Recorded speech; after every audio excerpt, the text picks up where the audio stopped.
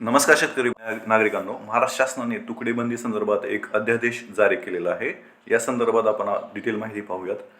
या अगोदर आपण तुकडेबंदी कायदा काय आहे, तो नेमका याची पार्श्वभूमी काय आणि हा अध्यादेश काढण्याची काय गरज आहे याविषयी माहिती पाहूयात. शेतकरी बांधवांनो, आपल्याला माहितीच आहे की महाराष्ट्र शासनाने तुकडेबंदी अधिनियम जारी करून आपल्या राज्यातील शेतजमिनीचे तुकडे करण्यापासून प्रतिबंध केलेला आहे. म्हणजेच महाराष्ट्र शासनातील जिरायती आणि बागायती या जमिनीचे निर्धारित क्षेत्रापेक्षा कमी तुकडा पाडण्याचा कुणालाही अधिकार नाही. म्हणजेच जिरायतीसाठी जो आहे तो 20 गुंठ्याच्या आत आपण तुकडा पाडू शकत नाही. जर असा तुकडा पाडला, म्हणजेच अशा तुकड्याचे हस्तांतरण केलं किंवा इतरांच्या नावे जर हा तुकडा केला असेल तर तो हे हस्तांतरण आहे किंवा याला कायदेशीर स्वरूप प्राप्त नाही. त्याचप्रमाणे जे काही बागायती क्षेत्र आहे त्या बागायती क्षेत्रासाठी 10 गुंठेची मर्यादा आहे. म्हणजेच जिरायती क्षेत्रासाठी 20 गुंठे आणि बागायती क्षेत्रासाठी 10 गुंठे अशा प्रमाणे ह्या तुकडे बंदी अधिनियमामध्ये त्यांनी एक स्वरूप जाहीर केलेलं आहे. त्यानुसार शेतकरी किंवा इतर कोणीही असेल, याच्या कमी क्षेत्रामध्ये जे काय केलेले कायदेशीर व्यवहार आहेत किंवा जे काही विक्री खरेदी आहे किंवा हस्तांतरण आहे किंवा जे काही गोष्टी आहेत त्या सगळ्या बेकायदेशीर ठरतात. परंतु वाढलेल्या लोकसंख्येप्रमाणे काय व्हायलं की सध्या अनेक शहरी भागांचं विस्तारीकरण व्हायलंय आणि शहरालगतच्या जे काही जमिनी आहेत त्या जमिनीमध्ये अनेक जण जाऊन 1 गुंठ्याचे, 2 गुंठ्याचे, 3 गुंठ्याचे प्लॉट खरेदी करत आहेत आणि हे प्लॉट खरेदी करण्याला तर तुकडेबंदी अधिनियमानुसार मान्यता नाही. मग ह्याला अनेक दिवसांपासून मागणी होती महाराष्ट्रामध्ये की जे काही ठराविक भागामध्ये, शहरी भागामध्ये किंवा अकृषिक कारणासाठी, म्हणजे कृषी सोडून इतर कारणासाठी जर असे तुकडेबंदी होत असतील तर त्याला कायदेशीर स्वरूप द्यावं अशी मागणी अनेक दिवसांपासून होती. आणि राज्याचे जे काही महसूल मंत्री आहेत बावनकुळे साहेब यांनी समाज माध्यमातून येऊन त्यांनी सांगितलं की आता हे आम्ही तुकडेबंदी कायद्यामध्ये काही बदल करणार आहोत. हा कायदा रद्द झालेला नाही मित्रांनो, हा कायदा अस्तित्वातच आहे.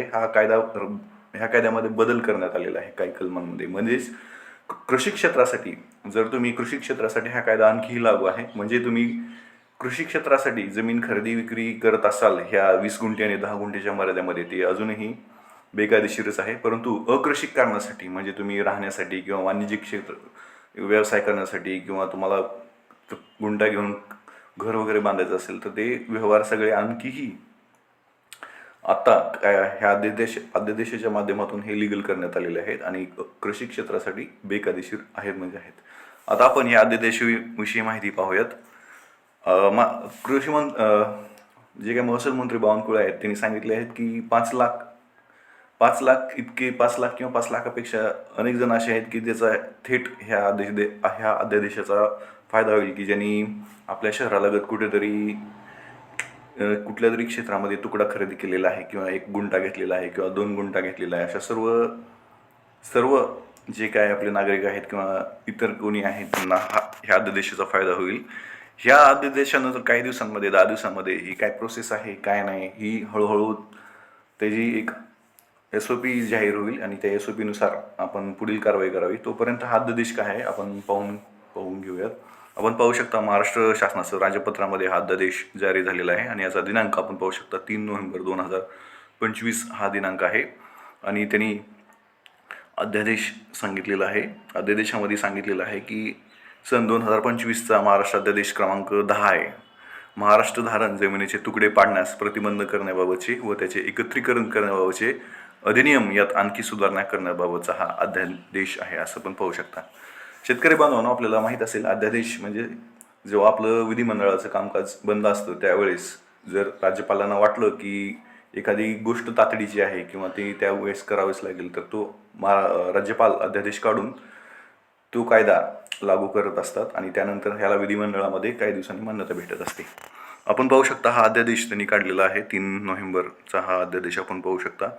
यामध्ये त्यांनी सांगितलेलं आहे की हा अध्यादेश महाराष्ट्र शासन जमिनीचे तुकडे पाडण्यास प्रतिबंध करण्याचे व त्याचे एकत्रीकरण करण्याचे सुधारणा अध्यादेश 2025 असं त्यांनी म्हणायला पाहिजे.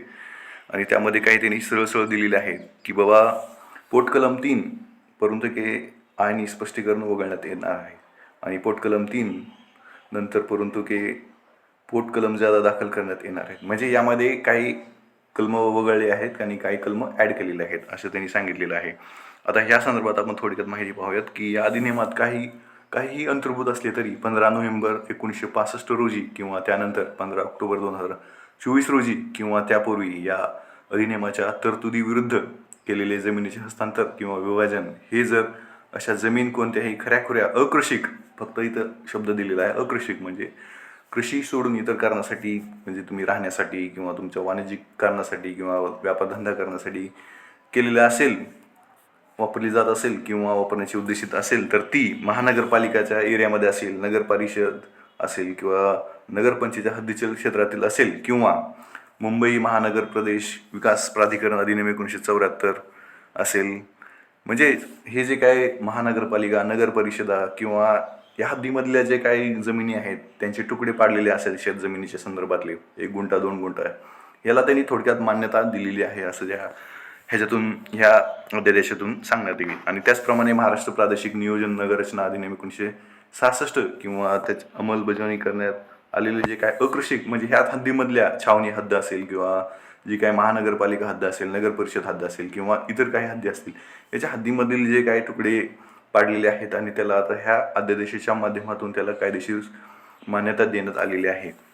आणि प्रारूप अंतिम करून जे काही निवासी असेल, वाणिज्यिक, औद्योगिक किंवा इतर कोणत्याही अकृषिक, म्हणजे ते त्यांनी कारणे दिलेली आहेत. कृषिक कारण सोडून इतर जे काही निवास, म्हणजे तुम्ही राहण्यासाठी गुंठा घेतलेला असेल किंवा वाणिज्यिक म्हणजे व्यापारधंदा करण्यासाठी किंवा उद्योगधंदा उभारण्यासाठी किंवा इतर कोणतेही अकृषिक असेल, तर ते एकीकृत निवास नियंत्रण प्रचलित विनियम लागू होतात आणि त्या गावांच्या किंवा शहरांच्या किंवा नगरांच्या सीमांच्या परिघीय क्षेत्रात हे सगळं लागू असेल असं त्यांनी सांगितलेलं आहे. आणि जमिनीची असे हस्तांतरण किंवा विभाजन हे त्यासाठी कोणतेही अधिमूल्य न आकारता, म्हणजे कुठल्याही पैसा न आकारता, बघा कुठल्याही यापूर्वी जर तुम्हाला जमीन खरेदी विक्री करायचा असेल तर शासनाचा जो काही महसूल आहे किंवा जो काही नजराना आहे तो भरून तुम्हाला त्या जमिनीचे हस्तांतरण करावं लागत होते. परंतु अशाच सांगितलेलं हे जे काही जुने व्यवहार झालेले आहेत 1900 आपण वरी पाहिलं जे काय आहेत आतापर्यंत 2024 पर्यंतचे, त्या व्यवहारांना आता कोणतेही मूल्य त्यांनी द्यायची गरज नाही असं त्यांनी सांगितलेलं आहे.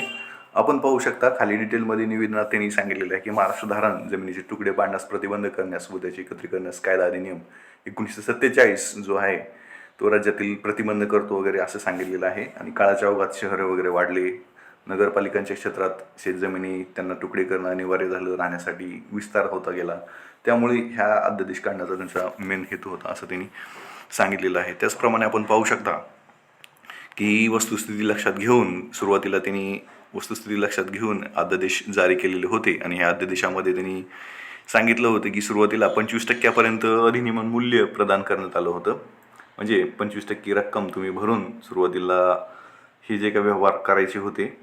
ह्यापूर्वीचा एक अध्यादेश आला होता 2021 आणि 2024ला, परंतु हे शेतकऱ्यांनी किंवा इतर जे काही व्यक्ती आहेत त्यांनी याला रिस्पॉन्स न दिल्यामुळे पुन्हा आणखी त्यांनी हे अधिमूल्य पूर्ण रद्द केलेलं आहे. जे काही 5% केलं, 25%वरून त्यांनी 5% अधिमूल्य केलं, 5%पर्यंत कमी केलं आहे.